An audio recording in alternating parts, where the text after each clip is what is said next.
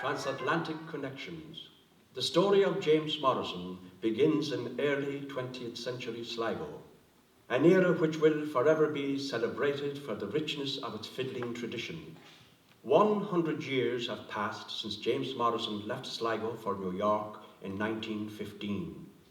We look back now at the journey of a remarkable cultural ambassador who grasped the energy of the pre-Easter Rising period and brought the fiddle music of Sligo to huge attention.